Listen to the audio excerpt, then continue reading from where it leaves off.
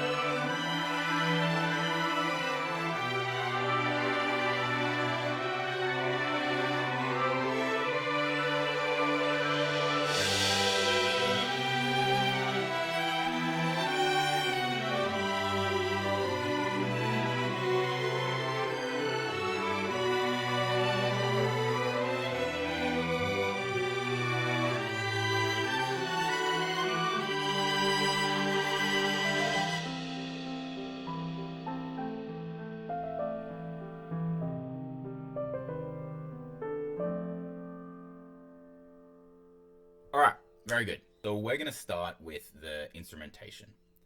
The first is piano. It's a must. You literally need to have piano. On the very, very, very unlikely chance that you don't have piano, you're instead going to use harp. And there is no other option there. It's piano for like 90% of it, and then harp for the 10% that you don't use piano. You can still use harp in a track that you use piano, but like you can't have a track without either of them. But the piano really does make the scores. It's not just used as an accompanying instrument or an intro instrument or something. It plays throughout the entire time, and you can't just remove it either. and sub it in for something else. So next on the list of must-have instruments is strings. So he will always feature some kind of solo string instrument. It's usually a violin, but it could also be a viola or cello or something too. But the real Evan Calliness comes from the string ensemble and how he uses that. He likes to use more short notes rather than long notes. Not to say he doesn't, of course, but he prefers those. And he prefers to use the extended techniques, like different, like spiccato or just staccato and pizzicato and such. So if you are writing, make sure you're key switching between those. And also, we don't want sections of pizzicato and sections of this and that. Try to blend them together. So I'm just going to show you kind of what I've done here. So it's pizzicato for a bit, yeah, sure. But then we've still got pizzicato going here whilst we start adding in some long notes.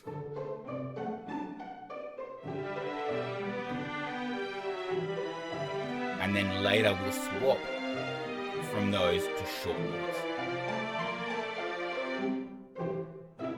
Hang on, sorry. Back to the pits.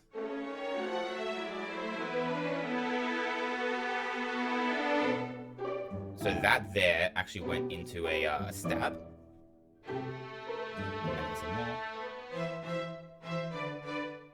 So here we had a couple different things going on there, but that's kind of what I'm talking about. That really brings out this Evan Cool sound. Whereas if we put these long notes on a different instrument, it really wouldn't give out that kind of sound. It needs to still be blending strings with all of the different techniques. And speaking of other instruments, the final on the must-have is woodwinds. More specifically, solo woodwinds. And when it comes to solo woodwinds, he has a preference, and that's flute and oboe. It's not to say you can't have clarinet or bassoon or whatever else, you know, some kind of Japanese shakuhachi flute thing. Of course you can, but those two, again, especially in the Violet Evergarden kind of scores, really make the sound. So those are kind of the core things for the instrumentation. You're still, of course, welcome to use any other instruments too. You can see I've used a lot of grouped woodwinds too, and brass, and yeah, that's just a harp, and yeah. But yeah, you're welcome to use anything. I would stick away from drum kits in percussion. You are still welcome to use drum kits. I would recommend kind of like timpanis or just like handheld percussion and stuff, cymbals and like tambourines and stuff. Kind of makes it more. I would avoid the drum kit, but do what you want at that point. As long as you've got these core things going on, it'll sound pretty Evan Corley. Like the majority of modern day composers for media, they kind of tailor their instrumentation to the actual product, I guess. So in Violet Evergarden, it kind of is at the point in time when Japan was heavily inspired by Europe. And so because of that is probably why he really features the piano. I mean, it's pretty much in pretty much any score he writes is going to heavily feature the piano anyway, but it's very heavily here. And maybe that's why he's using these flute and oboe, because they are very European in sound. But if you look at some of the other scores, like we said earlier, Farron is kind of Celtic, and so he uses some kind of Celtic instruments there, and even just the way they play the violin is more kind of fiddle than violin, if you like.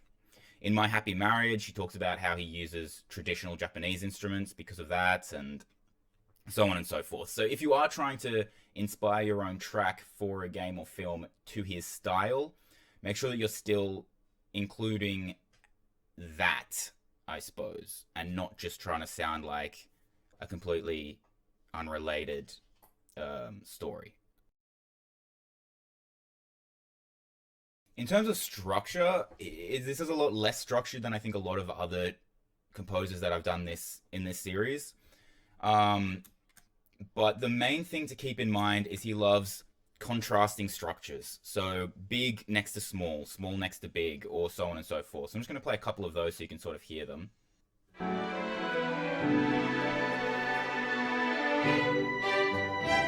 should be pits. I just haven't got the key switch in at the moment.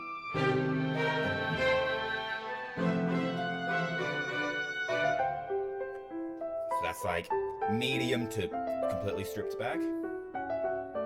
And then we go from completely stripped back to pretty big, not like massive. And then later again, completely stripped back once more, and very soon after, I don't want to play the whole track, we go to just massive full orchestra. With that too, you might have seen, he loves these little pauses. It can be a held note pause, or just an actual just silence. So we did the silence on this one, where it's like din din din din din, and you know, kind of a little bit of a gap there at the end, and then you know here how we've got a little bit of a held note. So you try to add in some of those pauses too, a little different to the pause that we normally add into anime composition, but yeah. Again, in structure, we don't really have a strict structure, which we follow by, like some of these other scores that I've done for the anime kind of videos. But we do have a section which happens in almost every single Evan Call score. Maybe not every single Evan Call track, but definitely every Evan Call score. And that's this fanfare section. So that's this part here.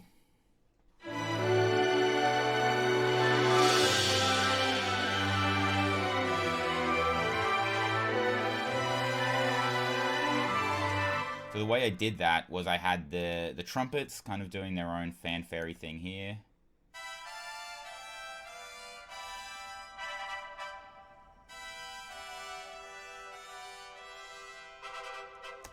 And then, of course, the woodwinds doing their woodwind flourish.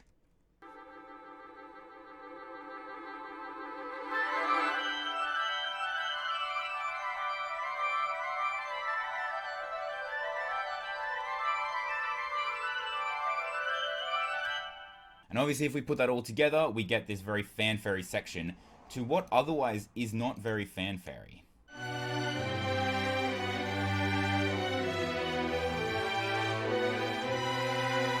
With it.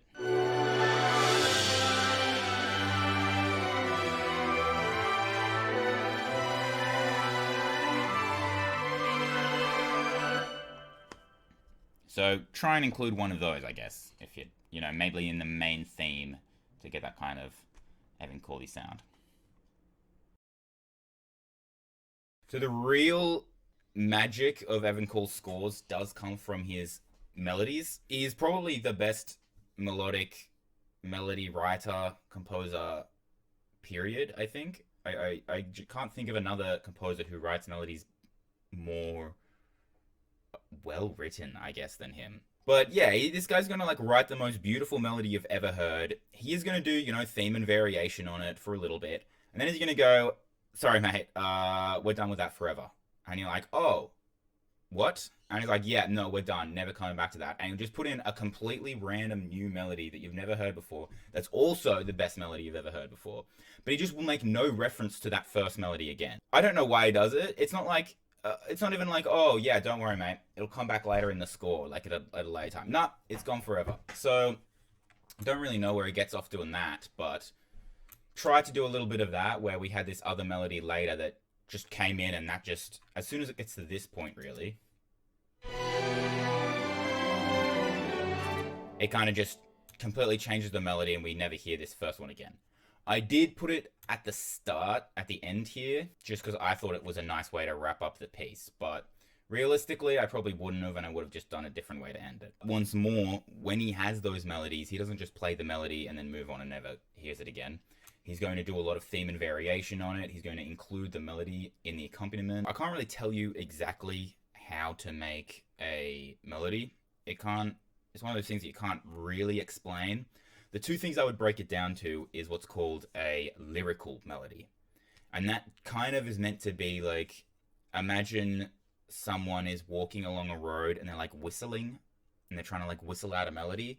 It'd be kind of like that, which I guess is a little different to modern day pop or something, where they have one or two notes in the entire melody. So you kind of want to make it a bit more moving around kind of thing. And the other is to use, especially in this, when we're trying to get that more European sound, you want to use borrowed notes from the chords.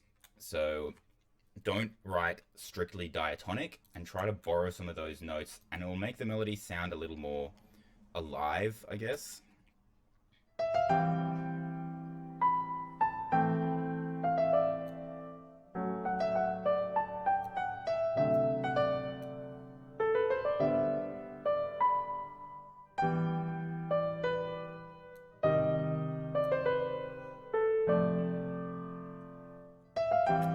Like that.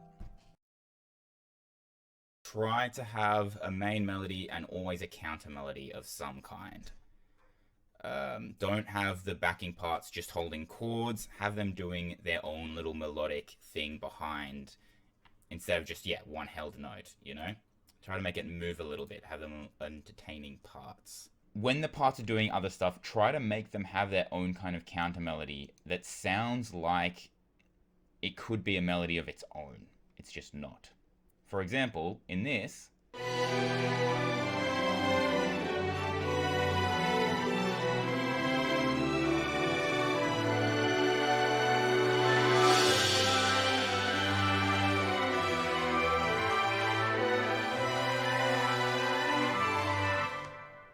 and as for the other parts, again, we want to use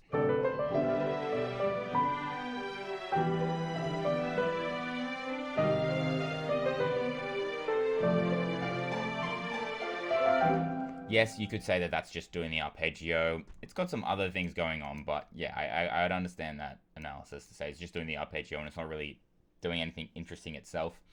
But it is one of those things where I could have just put this onto 3 parts or held notes or something and it would have done the exact same effect. But we're trying to get over the idea that every part is doing their own interesting parts. In that earlier part that we just saw, yes, of course, this was kind of doing just the arpeggio, so it's going to be using those extra notes. But here, we've got the viola part there. Just continuing on with the idea that we want to not stick strictly diatonic, and it provides a lot of color into it. Listen here to this G sharp and this C sharp. Obviously that's C sharp at the start, but we kind of abandon that in the other parts. Listen to what it does in this viola part, how much it changes the sound versus having it and not having it.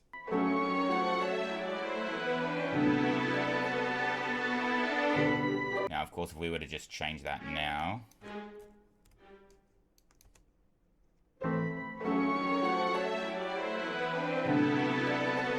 see how much that just ruins from the style? I probably could have fixed that up, I guess, but it's trying to add these in as much as possible to add a little bit of extra color in there, which is a very European thing. And again, Violet Evergarden being written in more of a European history, I guess, of Japan.